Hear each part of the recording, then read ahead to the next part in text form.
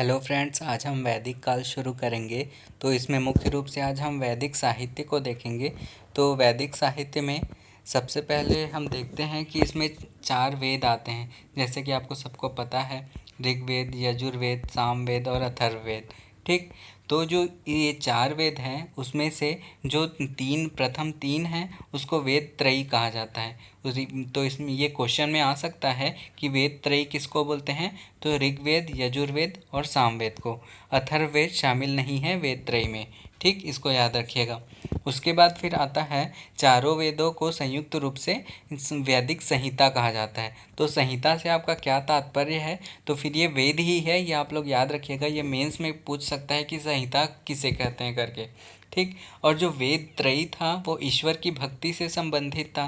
तो ये वेद त्रयी में इसको 3 को शामिल किया गया था। लेकिन जो अथर्ववेद क्या है, ये जादू टोना और जो वो कर्म का मतलब जो अलग सा जो स्पिरिचुअल पावर से रिलेटेड जो शक्ति थी उससे संबंधित था ये अथर्ववेद। तो उसको ईश्वरीय भक्ति से संबंधित नहीं माना जाता, इसीलिए वेद त्रय में शामिल नहीं किया गया है। तो इसको भी आप लोग याद रखिएगा। उसके बाद क्या है, वेद जब रचना हो गई तो वो सभी लोग समझ नहीं सकते थे, और जैसे अब आगे किसी को भी पढ़ाना है तो उसको समझाना मुश्किल था, तो उसके लिए क्या किए थे, ब्राह्मण ग्रंथ, आरण्यक और उपनिषद की रचना की गई थी। ठीक, तो ये वेद का ही एक प्रकार से आगे का एक्सटेंडेड वर्जन था, तो इसको आप लोग याद रखिएगा।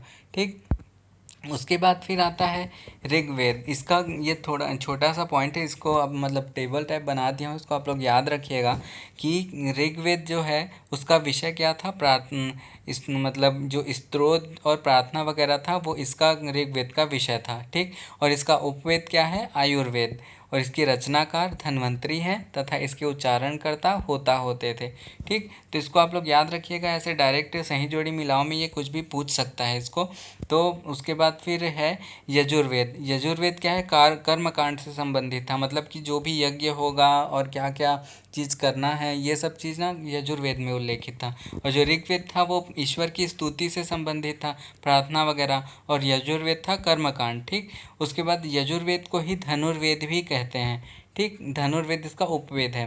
ठीक, और इसके जो रचनाकार हैं वो विश्वामित्र हैं, है ना, और उसके जो उच्चारण करता है उसको अर्घ्वयु कहते हैं। ठीक, तो उसके बाद फिर आता है अपना सामवेद। ठीक, सामवेद जो है वो संगीत से रिलेटेड है। क्या है, जो रचना हुई थी, जो यज्ञ वगैरह के लिए जो श्लोक वगैरह बने थे, तो उसको संगीत माध्यम से कैसे हम पढ़ें, इसके लिए क्या है, सामवेद की रचना हुई थी, है ना। तो ये संगीत से संबंधित है, इसको गंधर्व वेद भी कहते हैं, और इसके रचनाकार नारद हैं। तो नारद से आप लोग याद रख लीजिएगा कि क्या है कि सामवेद संगीत है, और नारद जी हमेशा वो वीणा लेके आते थे, तो इसीलिए क्या है, इसके रचनाकार है नारद जी, और इसके जो वो उच्चारण करता है उसको उद्गाता बोलते हैं। ठीक है, उसके बाद फिर आता है अपना अथर्ववेद।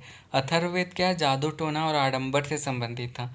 ठीक, इसे शिल्प वेद भी कहते हैं तथा इसके रचना कार्य विश्वकर्मा थे, है ना, और जो इसके उच्चारण करता है उसको ब्राह्मण बोलते हैं। ठीक, इसको आप लोग याद रखिएगा, ये बहुत इंपॉर्टेंट है और बहुत बार क्वेश्चन में पूछा भी जा चुका है। उसके बाद फिर आता है ऋग्वेद। अब एक एक करके सारे वेद को हम लोग देखेंगे। तो ऋग्वेद क्या है, सबसे प्राचीनतम वेद है ना, और इसकी रचना हुई थी 1500 से लेके 1000 ईसा पूर्व में, है ना। इसको आप लोग याद रखिएगा, कब इसकी रचना हुई थी, तो 1500 से 1000 ईसा पूर्व में हुई थी। ठीक, और इसकी रचना कहाँ हुई थी, सप्त सिंधु प्रदेश में। अब सप्त सिंधु प्रदेश क्या है, 7 नदियों का जो वो था, क्षेत्र था, उसमें क्या है, सिंधु नदी एक था, उसके बाद सरस्वती नदी, शतुद्री नदी, विपाशा मतलब कि व्यास, शतुद्री मतलब सतलज, है ना। उसके बाद एक परुष्णी नदी जिसे रावी नदी के नाम से जानते हैं अभी, वितस्ता नदी, झेलम नदी और अस्किनी नदी, है ना। तो ये सब जो नदी था, इनका जो क्षेत्र था उसको सप्त सिंधु प्रदेश कहते हैं। ये मतलब मुख्य रूप से जम्मू कश्मीर, पंजाब और जो हरियाणा वाला जो क्षेत्र है उसमें आता था सप्त सिंधु प्रदेश। ठीक, तो वहाँ ऋग्वेद की रचना हुई थी। कब हुई थी, 1500 से लेके 1000 ईसा पूर्व के बीच हुई थी। ठीक, उसके बाद फिर क्या है, ऋग्वेद कितने भागों में विभाजित है, तो ऋग्वेद मंडल, सूक्त तथा ऋचा में विभाजित है। ऋग्वेद में कुल 10 मंडल तथा 1028 सूक्त तथा ऋचा कितनी है, 10,580। ठीक, तो इसको आप लोग याद रखिएगा, फैक्ट वाला क्वेश्चन है ये ना, व्यापम वगैरह में डायरेक्ट पूछ सकता है। ठीक। उसके बाद फिर है जो जब वेद की रचना हुई थी तो ये एकदम से ऐसे सीक्वेंस में नहीं बना था, 1 2 3 4 ऐसे करके। जो 2 से लेके जो 7 तक मंडल है वो क्या है, सबसे प्राचीन है ना। उसके बाद यही जो 2 से 7 जो मंडल है उसको क्या बोलते हैं, वंश मंडल कहा जाता है ना। उसके बाद फिर जो 1 8 9 और 10 है मंडल है उसको बाद में जोड़ा गया है, ठीक। तो ऐसे सीक्वेंस में नहीं बना था 1 2 3 4, 2 से 7 तक पहले बना, उसे प्राचीन जो वही प्राचीन है और इसे वंश मंडल कहते हैं, है ना। और 1 8 9 10 है ना वो बाद में जोड़ा गया था, ठीक।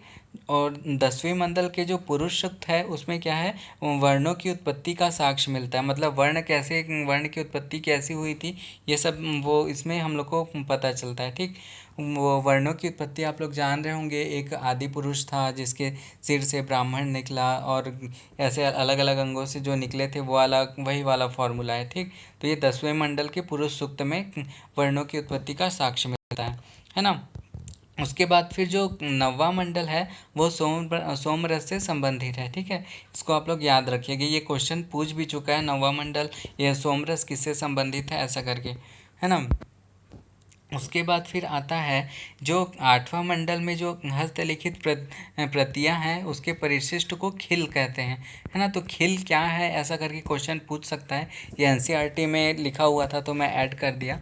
उसके बाद फिर जो क्या है फर्स्ट और जो 10th मंडल है उसको शेपक कहा जाता है ना।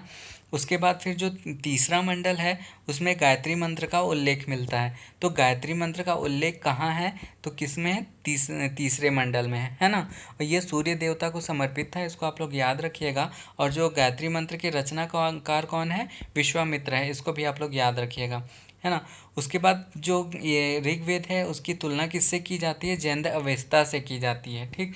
ये जैंद अवेस्ता एक ईरानी ग्रंथ है जो हम लोग क्या है कि जो आर्य लोग आए थे उसको कुछ कुछ लोग बोलते हैं कि मिडिल ईस्ट से आए थे, जो अरब वगैरह कंट्री वहाँ से, तो ईरान भी वो उधरी साइड पड़ता है ना। तो ईरान का जो ग्रंथ था वो क्या है, ऋग्वेद से मिलता है, तो इसीलिए ना यहाँ से प्रूफ होता है कि मिडिल ईस्ट से ही आर्य लोग आए थे करके, ठीक।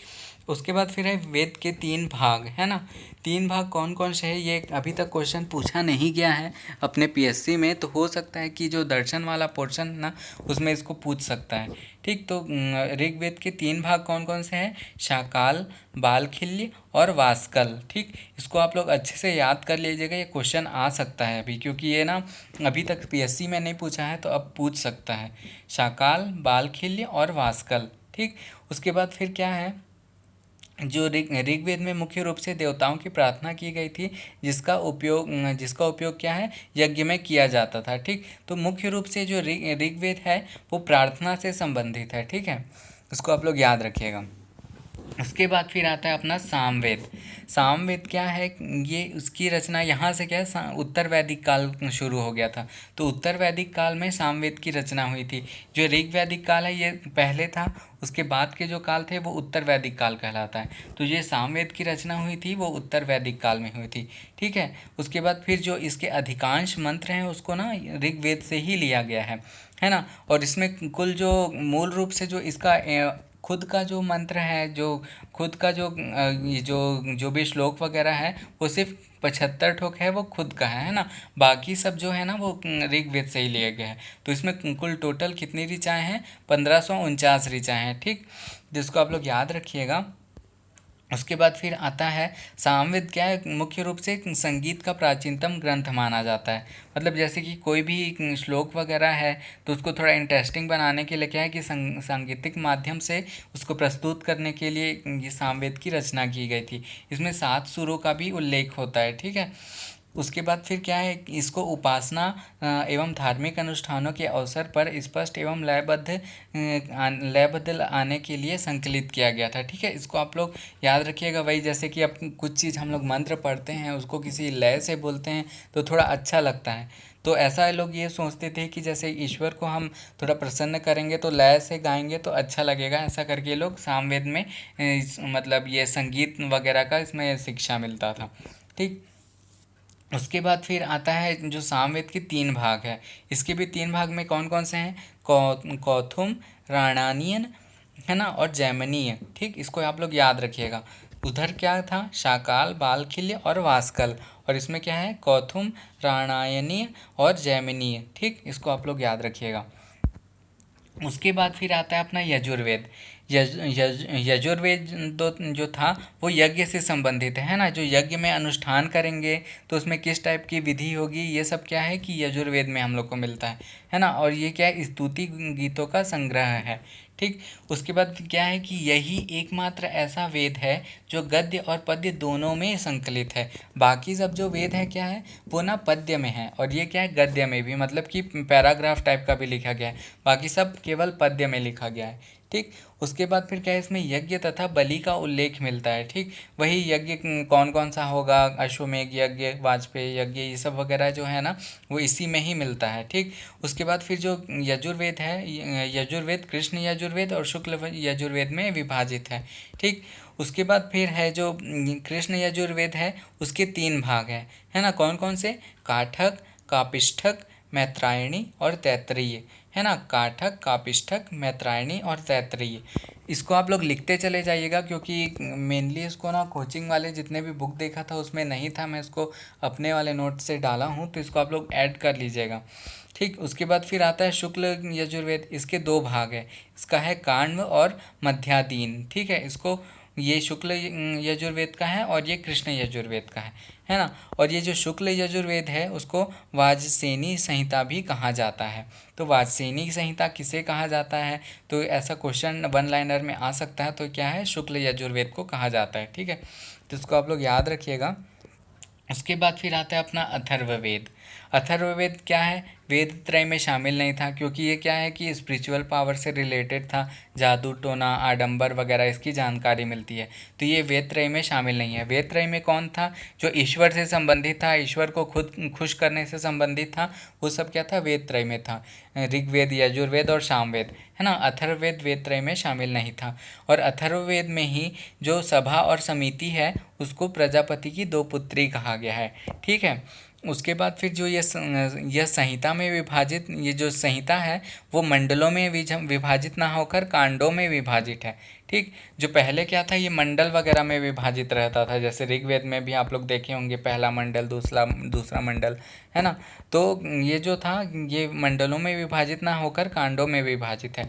ठीक, और इसमें कुल 20 कांड हैं तथा 711 सूक्त हैं। ठीक है, उसके बाद फिर इसकी 2 शाखाएं हैं, पिपलाद और शौनक। ठीक, पिपलाद और शौनक। अभी तक हम लोग सबके ये जो पार्ट है इसको देख डाले, तो इसको आप लोग अलग से अच्छे से एक अलग वो डिब्बा बना के आप लोग लिख लीजिएगा अपने कॉपी में, क्योंकि ये क्वेश्चन आ सकता है ना। उसके बाद फिर आता है ब्राह्मण ग्रंथ। अब ये सब क्या था कि ये एकदम से वो था, इनिशियल लेवल का था जो ये वेद वगैरह था। अब इसकी व्याख्या करने के लिए क्या है कि ब्राह्मण ग्रंथ की रचना की गई थी, ताकि जो इसके श्लोक वगैरह है, जो नियम है, इसको समझ सके करके।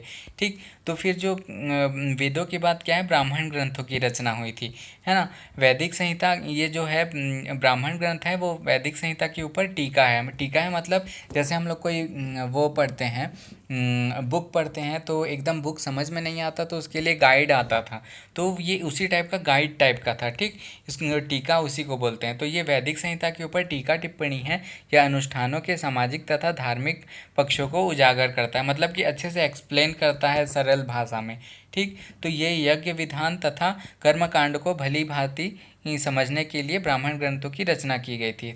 ठीक है, तो वही मैं बोला ना, सही से सरल तरीके से समझाने के लिए ब्राह्मण ग्रंथों की रचना की गई थी, है ना। इसको आप लोग याद रखिएगा। उसके बाद कौन कौन से ब्राह्मण ग्रंथ हैं, तो क्या है कि सब के ना अलग अलग ब्राह्मण ग्रंथ बने हुए थे, मतलब कि हर एक वेद को एक्सप्लेन करने के लिए अलग अलग ब्राह्मण ग्रंथ बना। तो ऋग्वेद में कौन कौन सा था, ऐतरेय और कौशिकी। ठीक, कौन कौन सा, ऐतरेय और कौशिकी। और यजुर्वेद का कौन कौन सा था, शुक्ल यजुर्वेद में ही था शतपथ ब्राह्मण, है ना। और सिर्फ एक था, शुक्ल यजुर्वेद में केवल एक था शतपथ ब्राह्मण, है ना। और कृष्ण यजुर्वेद में था तैत्तरीय और मैत्रायणी।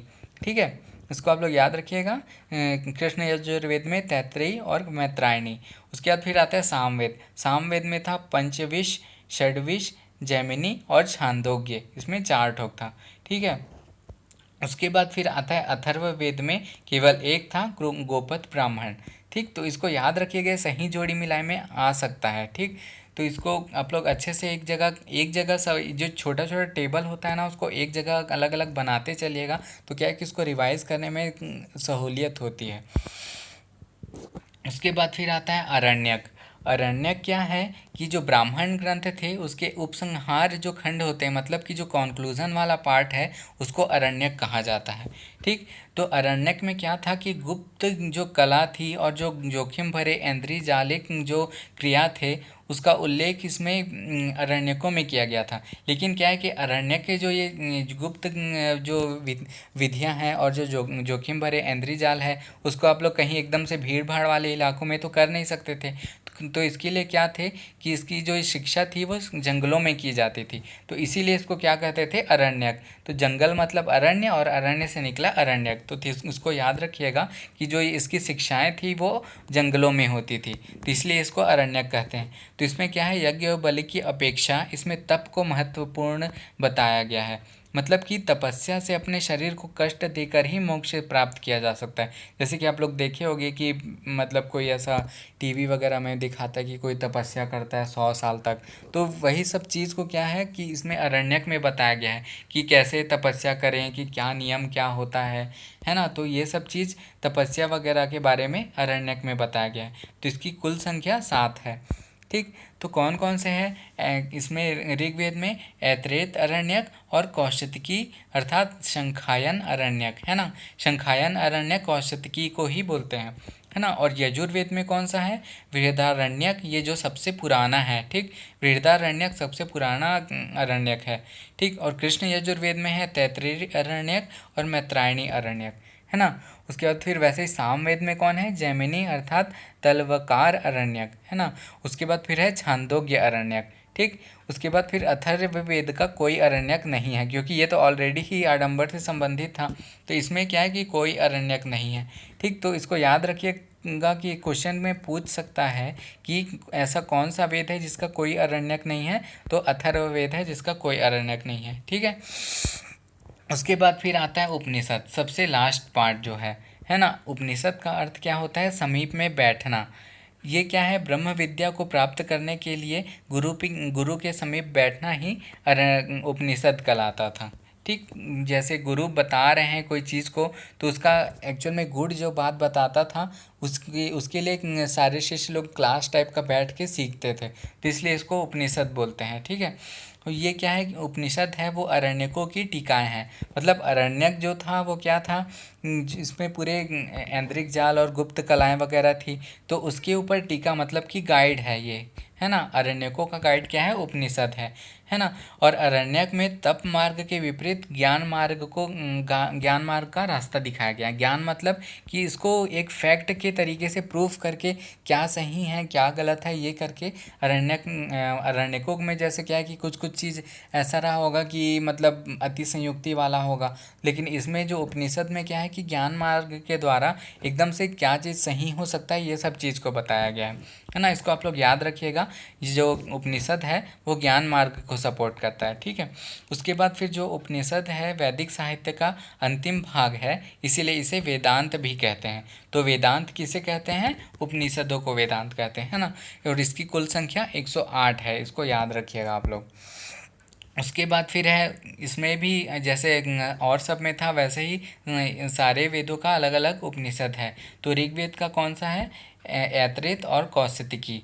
ठीक, उसके बाद फिर यजुर्वेद का है श्वेताश्वर, मैत्रायणी, तैत्तिरीय और कठोपनिषद। ठीक, ये वैसे ही जैसे अरण्यक वगैरह था ना, जैसे अरण्यक और ब्राह्मण ग्रंथ था वैसे ही टाइप का इसमें भी वही नाम वही है, लेकिन उसके आगे बस उपनिषद जुड़ जाता है, जैसे तैत्तिरीय उपनिषद, मैत्रायणी उपनिषद, कठोपनिषद ऐसे करके। ठीक, उसके बाद शुक्ल वेद का क्या है, बृहदारण्यक उपनिषद, है ना। उसके बाद फिर ईशोपनिषद, उसके बाद फिर जाबलोपनिषद, ये गलत लिखा गया है, जाबलोपनिषद है ना। ये किसका है, शुक्ल यजुर्वेद का। उसके बाद सामवेद का है छांदोग्य उपनिषद, केनोपनिषद और जैमिनी उपनिषद, है ना। उसके बाद फिर अथर्ववेद का है प्रश्नोपनिषद, मुंडकोपनिषद और मांडुक्य उपनिषद। इसको आप लोग नोट कर लीजिएगा, ये क्वेश्चन में पूछ सकता है वन लाइनर या फिर सही जोड़ी मिलाओ में। ठीक है, उसके बाद फिर आता है इसमें कुछ कुछ फैक्ट है जो ऐसे क्वेश्चन कभी कभी पीएससी में आता है, आप लोग देखे भी होंगे, जो कभी कभी गलत हो जाता है। तो फिर उसके लिए मैं एक जगह जितना फैक्ट हो सकता था उसको इकट्ठा कर लिया हूँ। तो उसमें क्या है कि जो देवकी पुत्र कृष्ण तथा गुरु अंगिरस का जो संवाद था वो छांदोग्य उपनिषद में बताया गया है। ठीक है, और जो बुद्ध के पंचशील का सिद्धांत है वो भी छांदोग्य उपनिषद में वर्णित है। ठीक है, उसके बाद फिर आता है छांदोग्य उपनिषद में 3 आश्रम ब्रह्मचर्य, गृहस्थ और वानप्रस्थ का उल्लेख मिलता है ना। और लेकिन जो चौथा आश्रम है जो क्या है, संन्यास है, उसका उल्लेख कहाँ मिलता है, जाबलोपनिषद में। छांदोग्य में क्या था, केवल 3 था, ब्रह्मचर्य, गृहस्थ और वानप्रस्थ। और जाबलोपनिषद में संन्यास का भी उल्लेख किया गया है ना। और उसके बाद फिर है बुद्ध का जो अष्टांगिक मार्ग है उसका उल्लेख तैत्तिरीय उपनिषद में मिलता है ना। उसके बाद फिर है यम नचिकेता संवाद, है ना। और जो मृत्यु की अवधारणा है वो कठोपनिषद में है। उसके बाद ये क्वेश्चन पीएससी में आया भी था कि सफ़ेद घोड़ा किस उपनिषद को कहते हैं करके, तो श्वेताश्वर उपनिषद को सफ़ेद घोड़ा बोलते हैं। उसके बाद फिर है बृहदारण्यक में पुनर्जन्म का सिद्धांत तथा अश्वमेध यज्ञ की भी जानकारी मिलती है। अश्वमेध यज्ञ की जानकारी बृहदारण्यक में है। उसके बाद फिर आता है अपना, मैं बताया था बृहदारण्यक सबसे पुराना अरण्यक है और इसकी सबसे सबसे पहले इसी की ही रचना हुई थी, बाद में और सब की हुई थी। उसके बाद फिर मुंडकोपनिषद है, इसी में सत्यमेव जयते का उल्लेख किया गया है। और जो मांडुक्योपनिषद है वो सबसे छोटा उपनिषद है। इसको, ये सब फैक्ट है, इसको आप लोग 2-3 बार रिवाइज करेंगे तो आप लोग को याद हो जाएगा।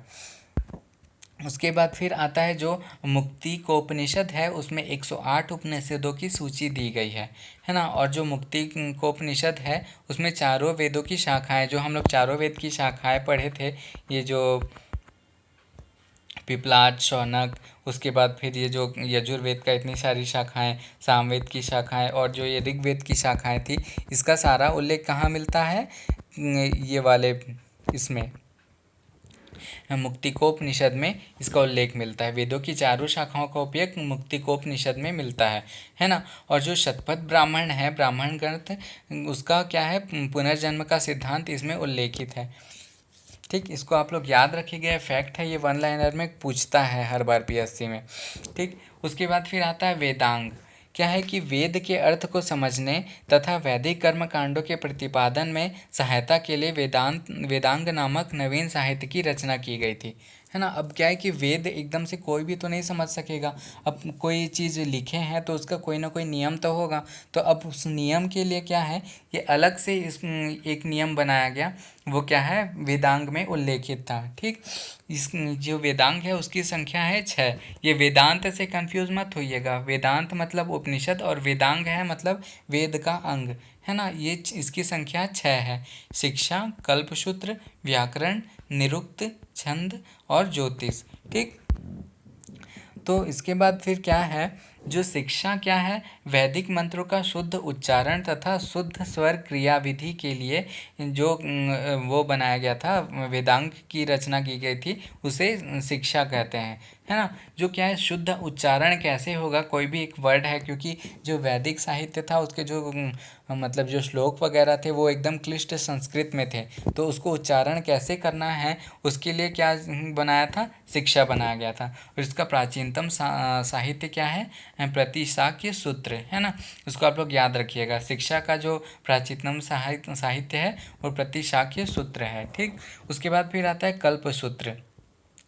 छोटे छोटे वाक्यों में सूत्र बनाकर महत्वपूर्ण वैदिक विधि विधानों को प्रस्तुत किया गया था। मतलब कि छोटा छोटा सूत्र बनाया गया था और उस सूत्र में क्या है, बड़े बड़े विधान वगैरह या फिर कोई एक मंत्र से, जैसे मंत्र का शॉर्ट फॉर्म बना के उसको ऐसा सूत्र टाइप का बना देते थे, वो किसमें था, कल्पसूत्र में। तो इसकी संख्या क्या है, 4 है। इसके कौन कौन से हैं, स्त्रोत सूत्र, ग्रह सूत्र, धर्म सूत्र और शुल्ब सूत्र। ठीक, इसको आप लोग याद रखिएगा। उसके बाद फिर आता है व्याकरण।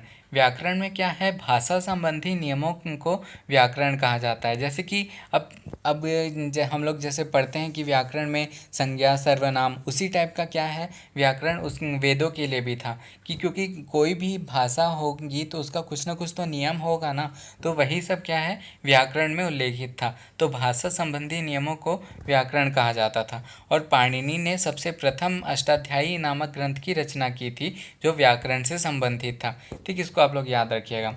उसके बाद फिर निरुक्त। अब निरुक्त क्या है कि क्लिष्ट वैदिक शब्दों का संकलन देखने को मिलता है। मतलब कि ऐसे बहुत सारे शब्द होंगे वैदिक साहित्य में जिसको ऐसे उच्चारण नहीं कर पाते थे, तो उसको एक जगह कंबाइंड कर दिए थे, तो वो कहाँ था, निरुक्त में था। इसमें भाषा विज्ञान संबंधी जानकारी मिलती है। ठीक, तो क्लिष्ट वैदिक शब्दों का संकलन कहाँ मिलता है, निरुक्त में मिलता है। इसको आप लोग याद रखिएगा। उसके बाद फिर है छंद। छंद क्या है कि एक जो कोई भी जो पद्य होता है उसको ऐसे बांध के रखना, मतलब कोई नियम में बांधना। मतलब छंद के भी प्रकार होते हैं, दोहा, चौपाई, सोरठा वगैरह। तो वैदिक मंत्रों को छंदबद्ध करके रखा जाता था। ये चंद्र गलत लिखा गया है, मतलब जो वैदिक मंत्र होते थे उसको छंदबद्ध करके रखा जाता था, जिससे पढ़ने में सहूलियत होती थी और अच्छा भी लगता था, है ना। तो छंद सूत्र की रचना किसने की थी, पिंगल मुनि ने की थी। ठीक, उसके बाद फिर आता है ज्योतिष। अब ज्योतिष क्या है, शुभ मुहूर्त में यज्ञ अनुष्ठान करने तथा ग्रह तथा नक्षत्रों के अध्ययन का सही समय ज्ञात करने की विधि को ज्योतिष कहा जाता था। मतलब कोई भी अगर यज्ञ कोई करेगा तो उसका कोई एक टाइम होना चाहिए ना, जो शुभ मुहूर्त होता है बोलते हैं। तो वह शुभ मुहूर्त के लिए क्या है, ज्योतिष नामक वेदांग की रचना की गई थी। और जो ज्योतिष का प्राचीनतम वो ग्रंथ है वो क्या है, वेदांग ज्योतिष है, जिसकी रचना किसने की थी, मगध मुनि ने की थी। ठीक, इसको आप लोग याद रखिएगा। ये छोटा छोटा बहुत सारा पॉइंट है जो क्वेश्चन, वन लाइनर क्वेश्चन में आता है। ठीक है, आज अभी तक के लिए इतना ही है। अब इसके बाद मैं फिर जो वैदिक काल का जो छोटा छोटा पॉइंट है वो सबको मैं कैसा सामाजिक जीवन कैसा था, आर्थिक जीवन कैसा था, ये सब के लिए अलग से वीडियो बनाऊंगा। अब इसमें मैं सिर्फ वैदिक साहित्य के लिए बनाया था। तो आज के लिए बस इतना ही। Thank you for watching.